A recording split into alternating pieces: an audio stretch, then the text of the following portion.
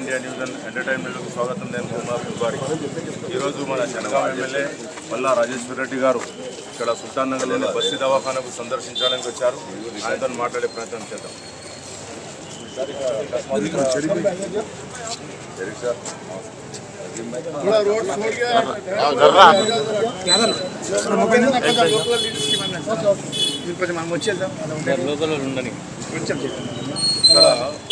అకస్మాత్తుగా బస్తీ దవాఖానకు సందర్శించడానికి కారణం బస్తీ దవాఖానాల్ని కేసీఆర్ గారి ప్రభుత్వం పేదలకు సత్వరమే వైద్యం అందాలని, వాళ్ళకి సంబంధించిన ఏమైనా జ్వరం వచ్చినా, కడుపు నొప్పి వచ్చినా, కలుదిరి కింద పడ్డా ఇమ్మీడియట్గా ఇక్కడికి వచ్చినట్లయితే వాళ్ళకి కావాల్సిన పరీక్షలు చేసి వాళ్ళందరికీ కూడా వెంటనే వాళ్ళకి కావాల్సిన సత్వర చర్యలు ఏం చేయాలని చెప్పి ఉద్దేశంతో బస్తీ దవాఖానలు పెట్టిండ్రు. తెలంగాణ రాష్ట్రంలో 400 బస్తీ దవాఖానలు పెడితే 300 బస్తీ దవాఖానలు ఒక హైదరాబాద్లోనే పెట్టడం జరిగింది. ఈ 300 బస్తీ దవాఖానలో ప్రతి బస్తీ దవాఖానలో ఒక డాక్టరు, ఒక నర్సు, ఒక అటెండెంట్ పెట్టి మొత్తం కూడా 300 బస్తీ దవాఖానలు కేసీఆర్ గారి ప్రభుత్వం ప్రవేశపెట్టడమే కాదు, డాక్టర్ కూడా ఎంబీబీఎస్ చదివి ఉండాలని చెప్పారు. చెప్పిన తర్వాత వాళ్ళందరికీ కూడా, ఆ ముగ్గురికి కూడా, డాక్టర్కి, నర్సుకి టెస్టులు పరీక్షలు చేసే వాళ్ళందరూ కూడా ప్రతి నెల కూడా జీతం ఇచ్చేవాళ్ళు. 134 టెస్టులు చేసేవాళ్ళు. మొత్తం కూడా blood test, urine test, thyroid test, mammography, అన్ని టెస్టులు కూడా 134 టెస్టులు చేసేవాళ్ళు.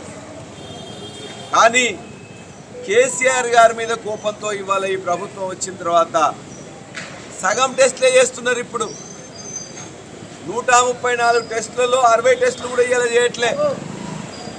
చేసిన రిపోర్ట్ కూడా రేపు రావాల్సి ఉంటుంది. రేపు ఇవ్వట్లేదు, ఎల్లుండి కానీ ఆల్లుండి కానీ ఇచ్చే పరిస్థితి.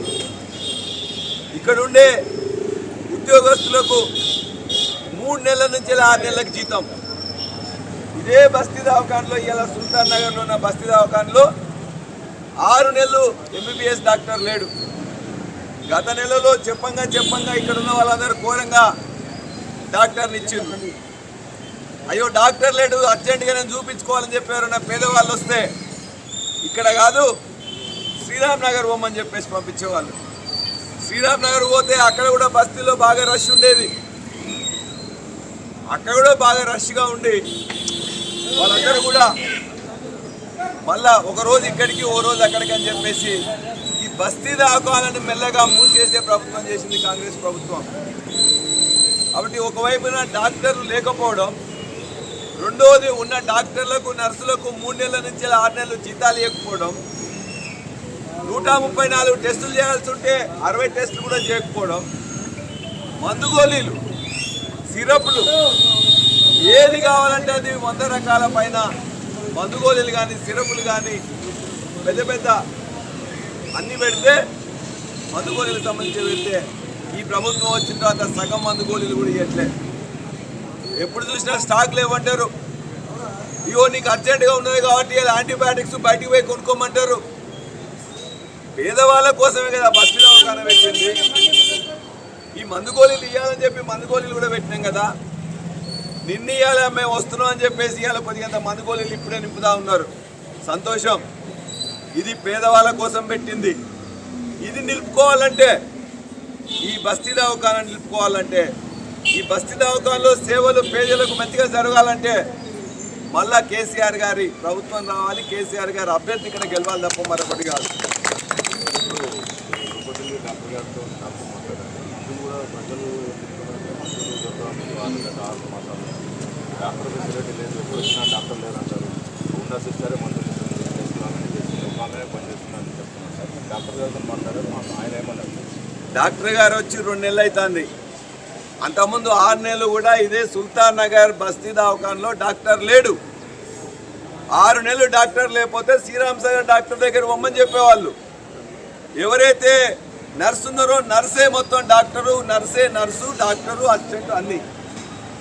కాబట్టి ఒక పేద ప్రజల కోసం బ్రహ్మాండంగా పెట్టిన ఇలా బస్తీ దవాఖానలు మొత్తం కూడా కేసీఆర్కి ఎక్కడ పేరు వస్తుందని కేసీఆర్కి పేరు వచ్చేదే ఉన్నది. ఇలా ఈ ప్రాంతంలో అర్జెంటుగా జ్వరం వస్తే వేరే ప్రైవేట్ హాస్పిటల్కి పోతే చూడటానికి 200 రూపాయలు, మందు గోళీలు 300 రూపాయలు, 500 రూపాయలు అవుతుంది. చిన్న చిన్న వాటికి కూడా 1000 రూపాయలు అవుతుంది.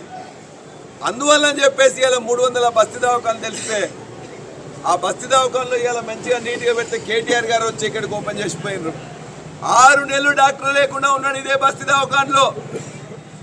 సగం మందులు ఇవ్వట్లేదు, సగం టెస్టులు చేయట్లేదు.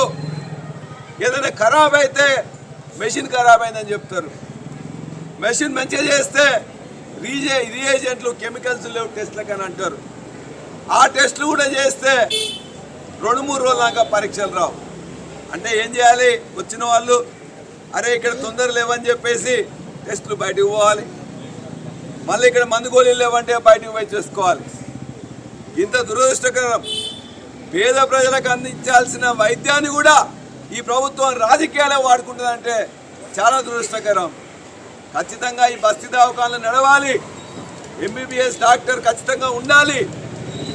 వాళ్ళకి సంబంధించిన నర్సు కానీ మిగతా వాళ్ళందరూ కూడా జీతాలు 3 నెలలు 6 నెలలు ఇవ్వకపోతే ఎట్లా పనిచేస్తారు? వాళ్ళు ఏమైనా డబ్బులు అడిగితే ఇలా డాక్టర్లు కానీ మిగతా వాళ్ళు కానీ ఉంటే ఉండండి, పోతే ఇవ్వండి అని చెప్పేసి అంటా ఉన్నారు. ఉంటే ఉండండి, పోతే ఇవ్వమంటే ఈ ప్రభుత్వం ఎందుకు? ప్రభుత్వం పనిచేయాల్సింది ఎవరి కోసం? పేద ప్రజలకు. డబ్బున్నోడు ఎట్లయినా చేసుకుంటాడు. ఈ హాస్పిటల్ కాకపోతే ఇంకో హాస్పిటల్ పోతాడు. ఎవరైతే డబ్బులు లేకుండా చాలా కష్టాల్లో ఉంటారో వాళ్ళ కోసం అని చెప్పేసి ఒక ఎంబీబీఎస్ డాక్టర్ని పెడితే దాన్ని కూడా ఇలా ఈ ప్రభుత్వం నీరుగారుస్తున్నది. డాక్టర్లను నియమించట్లేదు, ఉన్న మందు గోళీలు సరిగ్గా ఇవ్వట్లేదు, టెస్టులు సరిగ్గా చేయట్లేదు, జీతాలు సరిగ్గా ఇవ్వట్లేదు. వీటన్నిటి కూడా వెంటనే చేయాలని చెప్పి డాక్టర్లకు జీతాలు చక్కగా ఇవ్వాలని, మందులు వెంటనే మొత్తం కూడా ఇవ్వాలని చెప్పేసి, పరీక్షలు అన్ని చేయాలని చెప్పేసి కూడా ఇవాళ బీఆర్ఎస్ పార్టీ కోరుతున్నది. పేద ప్రజల కోసం పెట్టింది కాబట్టి ఆ పేద ప్రజలందరూ కూడా ఆలోచించాలి. ఎవరి కోసం పెట్టింది, ఎట్లా ఉపయోగపడుతున్నాయి, ఎందుకు ఇవాళ కాంగ్రెస్ ప్రభుత్వం వచ్చి నీరు గారుస్తున్నది. 72% మంది డెలివరీస్ కోసం గవర్నమెంట్ హాస్పిటల్ పోయేటోళ్ళు కేసీఆర్ ప్రభుత్వం ఉన్నప్పుడు. ఇవాళ 52% మంది మాత్రమే పోతున్నారు. 20% తగ్గిండ్రు. పెద్ద పెద్ద హాస్పిటల్స్ మన దగ్గర టిమ్స్ హాస్పిటల్స్ కట్టిండ్రు. మన అల్వాల్ దగ్గర, ఎల్బీ నగర్ దగ్గర, గచ్చిబౌలి దగ్గర నిమ్స్ హాస్పిటల్ని, శరత్ నగర్లో ఇవన్నిటి కూడా కట్టియాల. భూమి అంతా కూడా భూమి జాగా ఇచ్చి కడితే ఈ ప్రభుత్వం 22 నెలల్లో ఒక్క పైసా వాటికి ఇవ్వలే. హాస్పిటల్ అంటేనే ఇవాళ మొత్తం కూడా ప్రభుత్వ హాస్పిటల్ మళ్ళీ పోతురా అని చెప్పేసే విధంగా ప్రయత్నం చేస్తున్న కాంగ్రెస్ ప్రభుత్వాన్ని బుద్ధి చెప్పాలంటే ఖచ్చితంగా ఇక్కడ మనం ఆలోచించాలి. ఎందుకు ఇవి పెట్టినరు, ఎందుకు ఈ విధంగా కాంగ్రెస్ ప్రభుత్వం చేస్తుందని చెప్పేసి వాళ్ళకు ఇవన్నీ చూసిన తర్వాత పేద ప్రజల్లో చైతన్యం తీసుకొచ్చి వాళ్ళందరినీ అడగాల్సిందిగా మీ అందరినీ కోరుతా ఉన్నాను. జై తెలంగాణ, జై తెలంగాణ, జై తెలంగాణ, జై తెలంగాణ. కేసీఆర్ గారి నాయకత్వం వదిలించాలి, కేసీఆర్ గారి నాయకత్వం వదిలించాలి, కేటీఆర్ గారి నాయకత్వం వదిలించాలి. జై తెలంగాణ. జై తెలంగాణ. ఈరోజు సుల్తానగర్లోని బస్సు దవాఖాన సందర్శించడం జరిగింది. గత కొన్ని రోజులుగా ఇక్కడ ఉన్న బస్సు దవాఖానకు సృష్టి చేసిందని చెప్పి ఇక్కడ ప్రజలు డాక్టర్ లేడని చెప్పి చాలా కాలంగా ఇబ్బంది పడుతున్నారు. ఆ విషయం తెలుసుకొని ఇక్కడికి ఎమ్మెల్యే గారు రాజశేఖర గారు మేమందరం రావడం జరిగింది. ఈరోజు మేము అక్కడ పరిశీలిస్తే కేసీఆర్ గారు ఉన్నప్పుడు ఏ ఉద్దేశంతో అయితే బస్సు దవాఖానాన్ని ప్రారంభించడో ఆ ఉద్దేశాన్ని నెరవేర్చడంలో ఇది సఫలమవుతుందని చెప్పి చాలా స్పష్టంగా కనిపిస్తుంది. ఎందుకంటే ఇక్కడ హాస్పిటల్ని బస్సులో పెట్టినట్టు అర్థం ఏంటంటే అత్యవసర పని వచ్చినప్పుడు ఇక్కడ స్థానిక ప్రజలు వేరే దగ్గరికి పోకుండా, ఎందుకంటే అపాయమైనప్పుడు వేరే దగ్గర పోయి చాలా సమయం అయితే ఆరోగ్యం ఇబ్బంది అయితే కనుక ప్రజలకు అందుబాటులో ఉండే విధంగా బస్సు దవాఖాన పెట్టడం జరిగింది. కానీ ఇక్కడ అన్ని పరీక్షలు నిర్వహించాలని చెప్తున్నారు. ఏ పరీక్షలు కూడా సరిగ్గా నిర్వహించలేదు, మందులు సరిగ్గా నిర్వహించలేదు. పాపం పనిచేస్తున్న సిబ్బంది కూడా జీతాలు పరిస్థితున్నారు.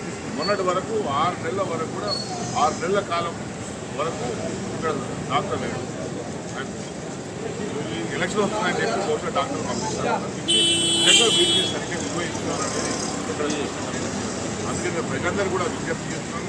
వైద్యం ప్రజలకు బాగా అందాలంటే కేసీఆర్ నాయకత్వాన్ని అందరం కూడా సమర్థించాలి. కేసీఆర్ నాయకత్వాన్ని అందరం కూడా ఆమోదించాలి. ఇంతకుముందు పరరాష్ట్ర ఆరోగ్యం మీద కేసీఆర్ తీసుకున్నంత దృష్టి ఈ సమైక్యాంధ్ర రాష్ట్రం ఎవరు తీసుకోలేదు, తెలంగాణ రాష్ట్రం ఎవరు తీసుకోలేదు. చాలా టిప్స్, ఎన్ని రకాల హాస్పిటల్ని కొంత